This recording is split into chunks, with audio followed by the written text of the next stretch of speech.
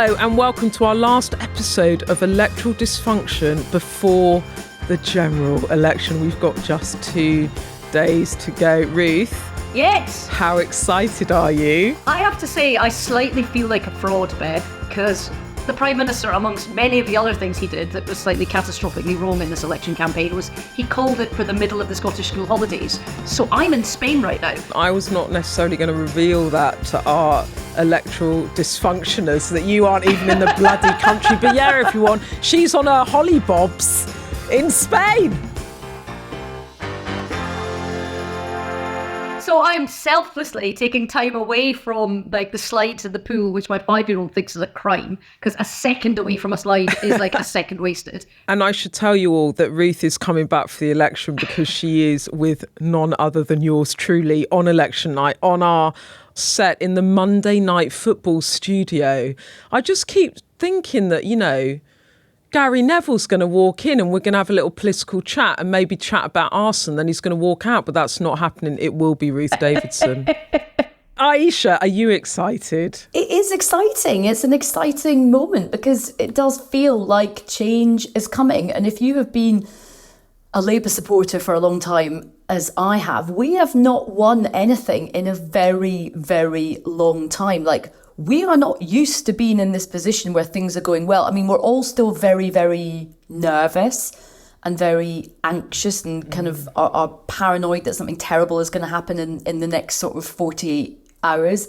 But it is exciting. I was just actually thinking the last time I was part of a winning Labour campaign was 2005 when I worked for Tony Blair and Alistair Campbell in their team.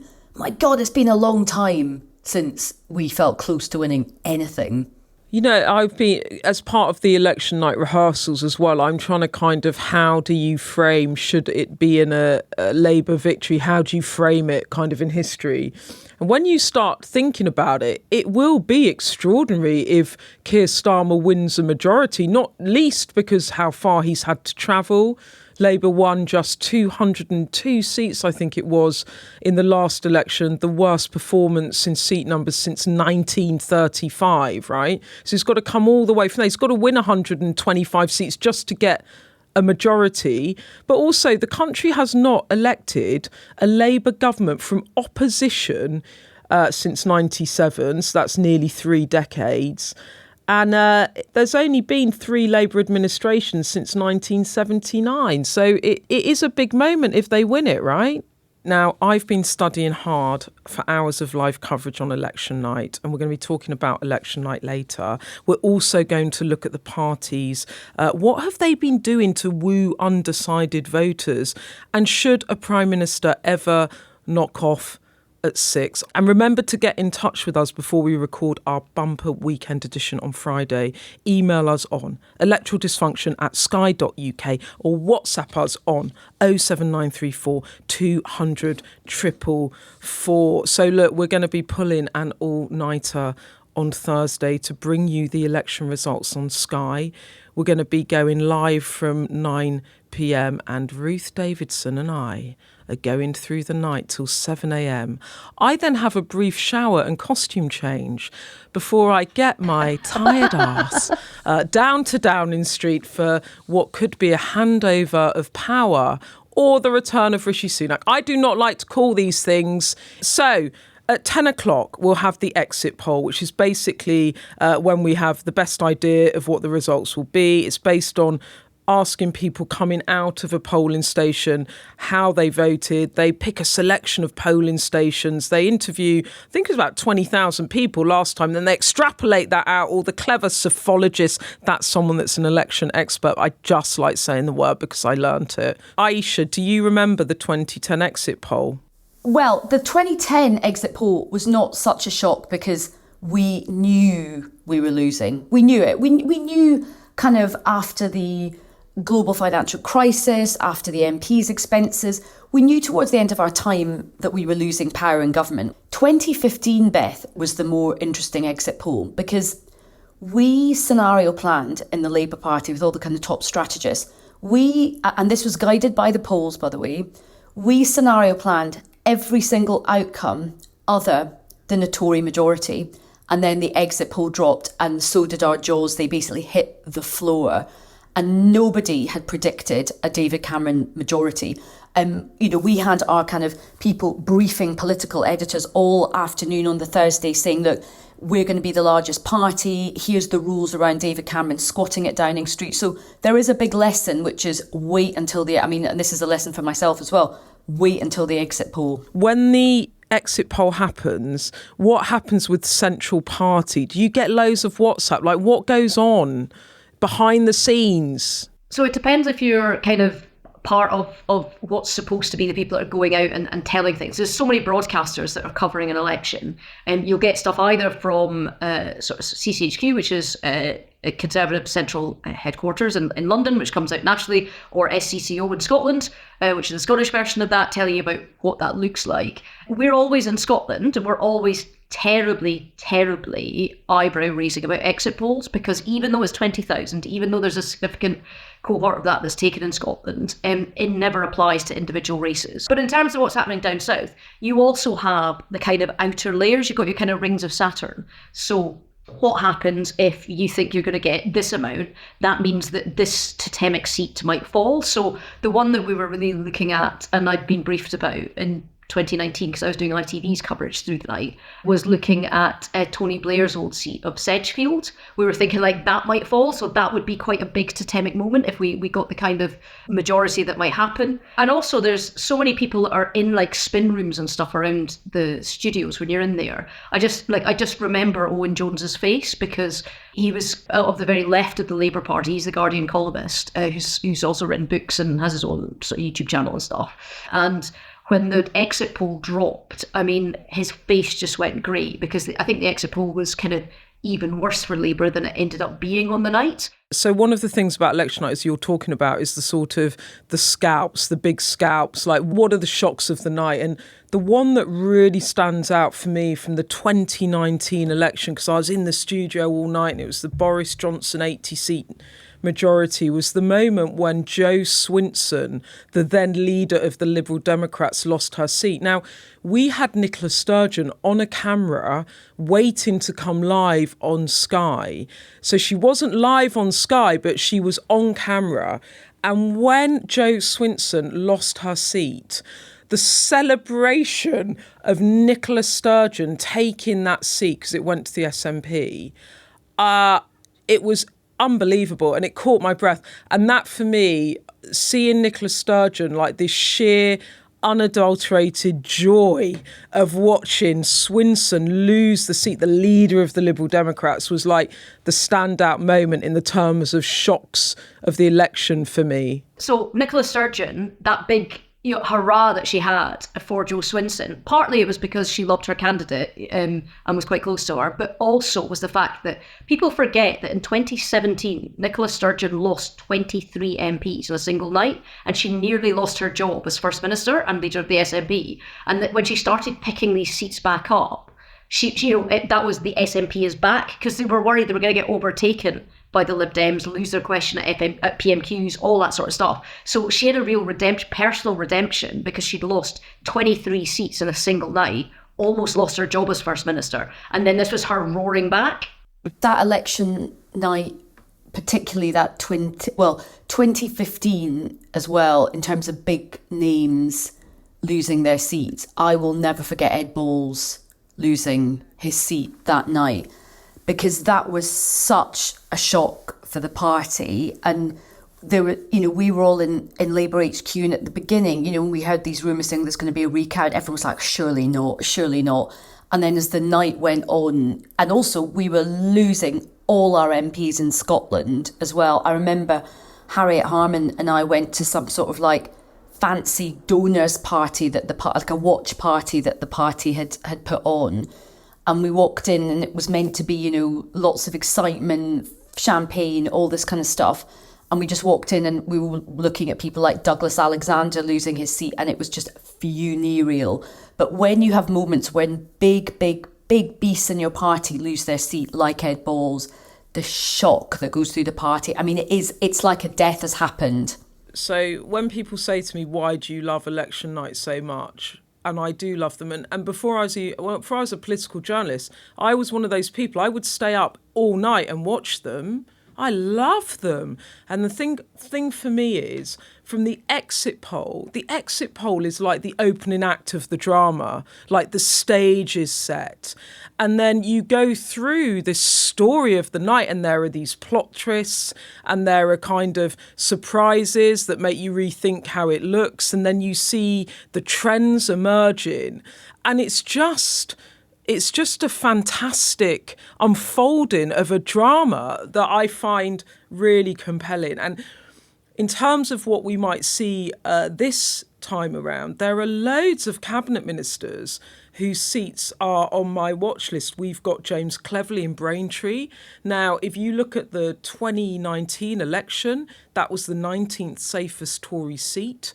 But when you look at the Reform vote, what it's polling in some of these MRP polls, which actually look at constituency level, there's a 22% Reform polling in that seat. Now, that's just a projection. It might be completely wrong.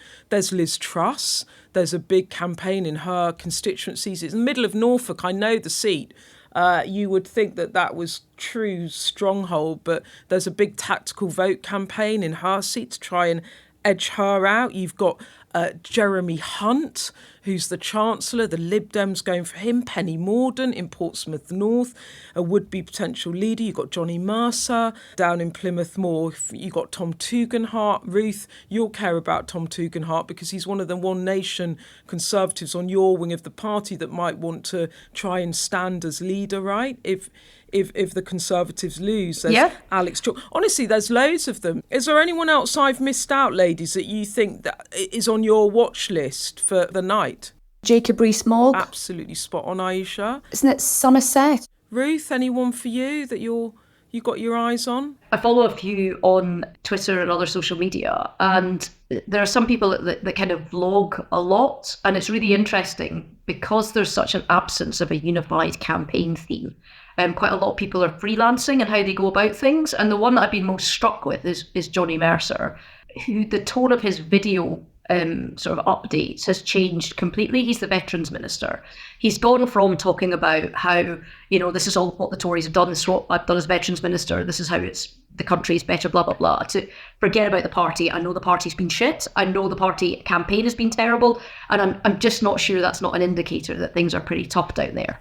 Well, look, we've got a question from Martin in Australia. I love that. Electoral dysfunction hits Australia. Maybe we should go and visit Martin in Australia. We should. I could do with a holiday somewhere very far away. Anyway, Martin has a question. He says, hey, Rigbellas. Okay. Rigbellas, haven't been called that one. He says, on election night, how do news organisations decide where to send their reporters to comment on the results? Presumably you don't have 650 people kicking around. No, we don't. But what we always do is someone always goes to the leader of the opposition seat and someone always goes to the Prime Minister's seat. And we have none other than the fabulous Anna Bottin, adore her, and Mark Austin, adore him. They are going to those seats, so we get our big anchors in the big beast. And what we do is exactly what we've just been talking about, Martin. We'll go to seats that we think could have shocks or surprises. We'll go to some of the marginal ones. We go basically to the seats that we think will tell the story of the night. So we'll probably go to where Nigel Farage is standing.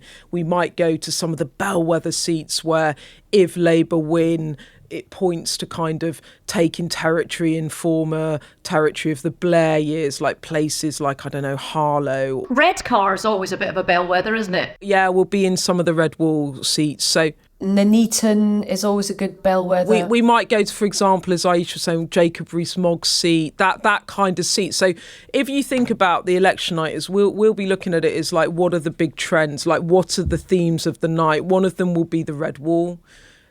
Does Labour win back those seats that Boris Johnson won? So we'll have some people up there in places, as Aisha was saying, like Redcar. We'll have Blue Wall, the Lib Dem battlegrounds in some of the southeast of England, and then the bellwether seats, places like Nuneaton, places that tend to switch between governments. So Erewash, Stevenage, Crawley, Ipswich, Southampton, Itchen.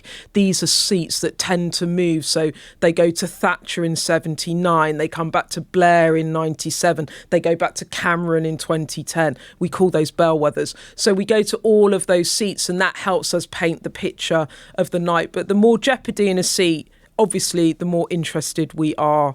Jeremy Corbyn's seat's going to be interesting as well. So Explain that one, Ayesha. So Jeremy Corbyn was booted out of the Labour Party for not really facing up to the anti-Semitism under the party, and he decided to run as an independent. And it's actually a really close fight in Islington North. And actually a lot of polls have said that he might lose his seat. And that'll be a big, big moment. That'll be a big moment for Jeremy Corbyn personally, because he's been the MP there for like 40 years. But it'll also be a really big moment for Keir Starmer, because the story will be he has finally vanquished Jeremy Corbyn from out of not just the Labour Party, but out of Parliament. And it will be very controversial. There'll be a lot of people who will be very upset if Jeremy Corbyn loses his seat. But definitely that is going to be one to watch. I'm really interested in the Green Party. So there's the Bristol seat. So they've held Brighton before. They had Brighton Pavilion before. That's a target seat. Which also Fangnan Debonair, who's Labour, and kind of lefty centre-left in Bristol, is got a real surge against her from the left. They've really put a lot of money and effort and people into trying to unseat her. And it could be actually that for all the hype around Reform, the Green Party actually get more seats than Reform do, just depending on how votes go. The other thing, of course, Scotland, it's going to be really interesting to see if there is this revival, particularly across the central belt in Scotland. So I think, that's definitely really important to keep an eye out for that. And I think the other thing which is going to be interesting is just keeping an eye on a few other seats where some of the independent candidates who are campaigning on Gaza and might do, like Rochdale, where George Galloway won that seat. And there's a few seats around the country where independent candidates, even if they might not win, they could severely eat into the Labour vote, which will be quite interesting to see. Also, the other thing to look out for, which someone's pointed out to me today, one thing to watch for on election night is if Labour do win a majority, can they become the leading party in each of the three nations of the UK? Of course, Northern Ireland also a nation of the United Kingdom, but not where Labour and Conservatives stand. But Scotland, England and Wales. The last time that was achieved was in 2001. Also, let's just quickly talk about how we prep for election night. It is like sitting my finals again. You get loads of documents, so you've got to sift through it, you've got to work out the main seats. But what I did at the weekend was, I want to show you this. I've got a little revision guide book. Can you see that? With all my notes on it. Can you see it, Ruth? Is this not the most adorable thing you've ever seen? I mean, I had you down in the editorial material that did stuff like that, yeah. So basically, I was revising the other morning, and my teenage son is doing his year 10 exams, and I found this little revision notebook, which he hadn't used. So I've used it for myself, and I've got all my key facts in here, everything I need to know, distilled down from hundreds of pages of documentation. I have to say, it is a real slog, because on the night, Kay Burley's going to be there. Kay's going to be the ringmaster. She's been throwing all these results at me, and I got to kind of have the stuff at my fingertips. So we do that.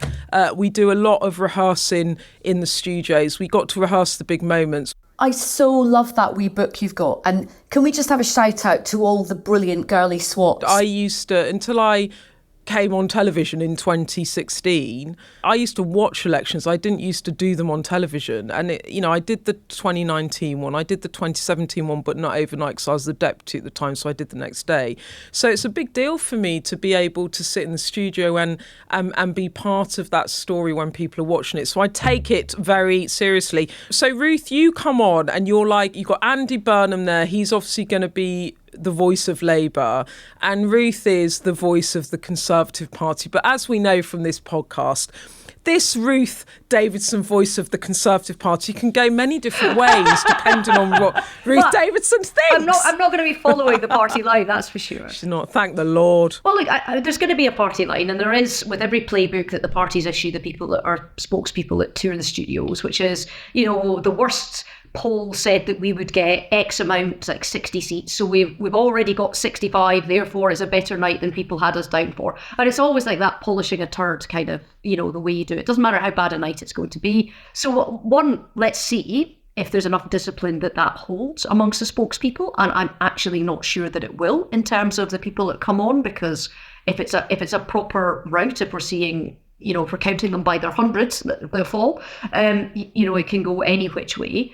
Have a look to see who starts the next leadership election early, because, there will be people that are already thinking about that. I think Suella Braverman will do, because do you remember when Boris Johnson was not quite out of number 10, but he was probably going to have to go the next morning? And I remember it, she went on Peston's show on ITV and she announced her candidacy before Johnson was even out of the door, and she fired the starting gun on the race. There's a lot to look out for. But in terms of how it works, so for people that are I'm not a sanctioned Tory spokesperson, and I'm actually a little bit nervous because I usually go on to do the voice from Scotland, and here's what the Scottish results are, but you guys are having me on to talk a bit about the whole kind of country. So I've got a lot of revision that I've got to do on my flight back. Ayesha, what are you going to do? I'm basically doing 24 hours of hardcore punditry and broadcasting. So I think I'm doing a full 24 hours of broadcasting. I don't know how I'm going to stay up. But do you know the bit that I'm most excited about? I'm getting a motorbike across town at some point. That's like when you're really busy, you just get motorbiked because you haven't got time to wait in traffic. Well, look, we'll be back in a minute to talk about the final days of the campaign and to answer some of your emails and WhatsApps. But before we go to the break, I want to play you this voice note from Kira, who wants some election night advice. So it seems the UK elections is shaping up to be very interesting. I'm going to be nerding out from Ireland. And my completely trivial question is, what UK election night snacks should I stock up on for a results all-nighter? There's only one snack in town, and Beth, I think you mastered the pronunciation. It's Haribo. I mean, basically, it's Haribo. It's Haribo all the way. It's like inject the sugar and gelatin into my veins. Yeah, so I used to do breakfast shifts at a radio station. I used to write the breakfast news bulletins, and it meant that I had to be up at 4 o'clock in the morning every morning. And I ended up developing a little cannon of through the night food that keeps you going, and you need some sweet and you need some savoury and you need some salt. You got to have lots of caffeine. You got to have Diet Coke. I quite like prosciutto or Parma ham or Serrano. Okay. I mean, yeah, gotta have a bit of that. I need some spreadable cheese, and then you spread the cheese on the mini cheddars, and then you eat them, or you have them as a mini cheddar spreadable cheese sandwich. This is like a picnic hamper now. It is. I'm glad that we've done that, because obviously Sky News are going to have to order you all these things, and you're going to turn up and someone will have got you a whole little Ruth Davidson hamper just by your desk. Kira, if you're coming from Ireland, I think you should do a snack tour of Britain as the seats fall. So you need to have some Cadbury's for when Birmingham goes, because Bourneville's in Birmingham. You need to have some cheddar cheese, because the cheddar gorge is in there somewhere in Englandshire. When the sun comes up, you need some Ayrshire bacon for your bacon roll. And when the Western Isles goes, I was going to say the name there of who it might go to, but I won't. You need some Stornoway black pudding.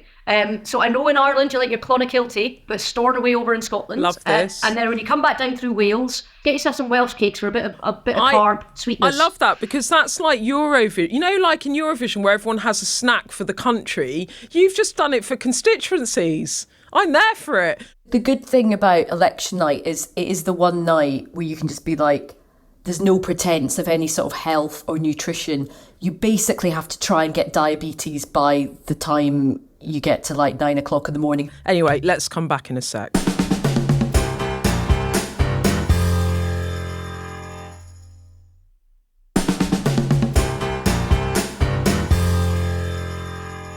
OK, so it's 2 days till the country goes to the polls, and all the party leaders have been tearing around the country trying to swoop up those undecided voters.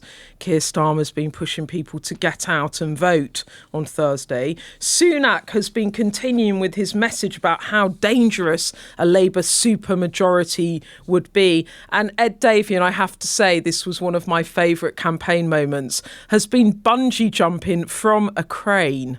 I use this in my television piece, as he stood at the top and he went, "Come with me, take the leap," and then he jumped off, and as he jumped off he went, "Vote Liberal Democrat," as he plunged.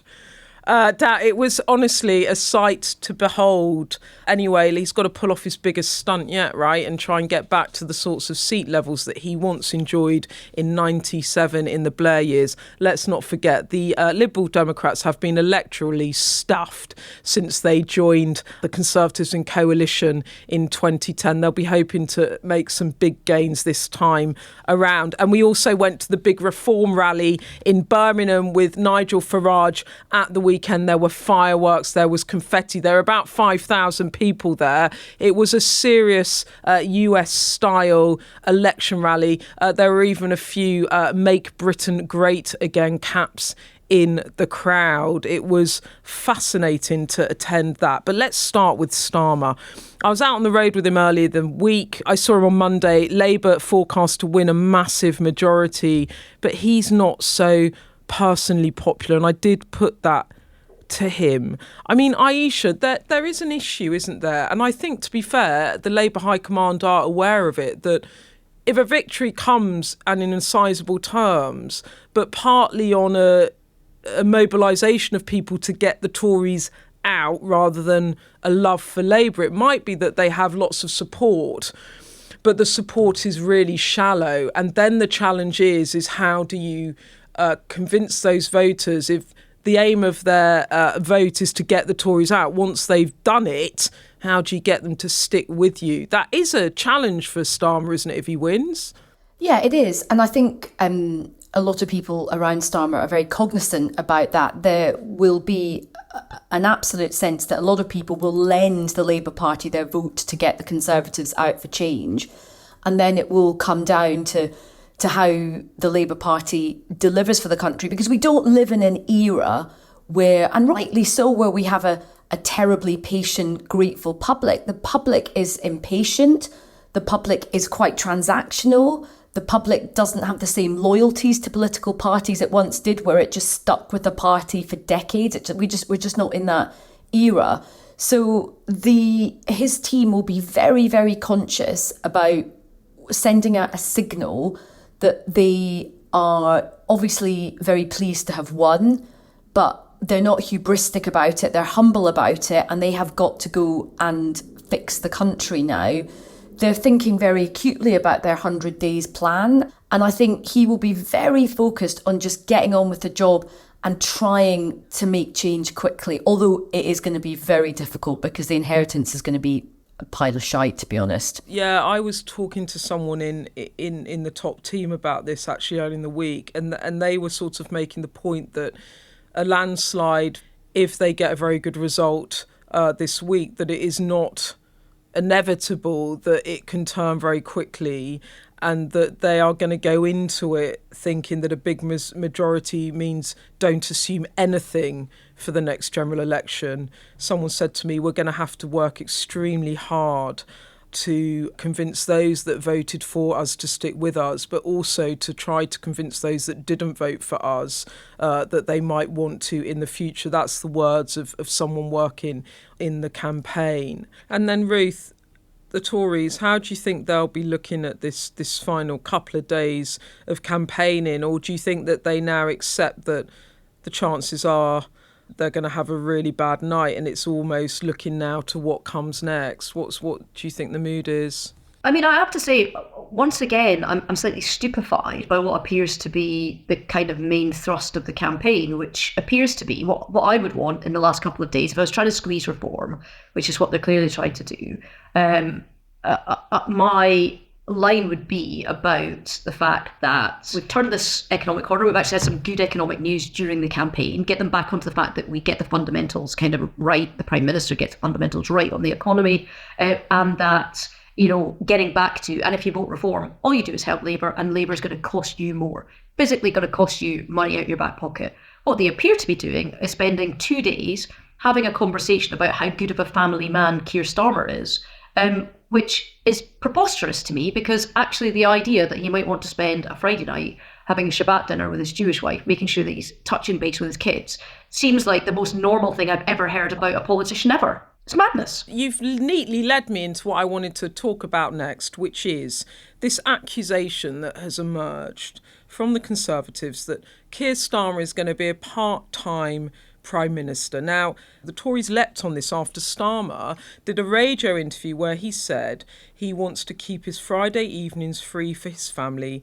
after 6 p.m. Now, to put this into context, this is something that he has done for years. He's talked openly about it, that they have a takeaway on Friday night and he tries to carve out and ring fence that time for his family. Also, his wife, Vic Starmer, is Jewish, and they do like to, as Ruth was saying, it is Friday night, Shabbat dinner night. Now, he said on Virgin Radio, we have a strategy in place and we'll try to keep to it, which is to carve out really protected time for the kids. So on Friday, I've been doing this for many years. I will not do a work-related thing after 6 o'clock, pretty well come what may. There are a few exceptions.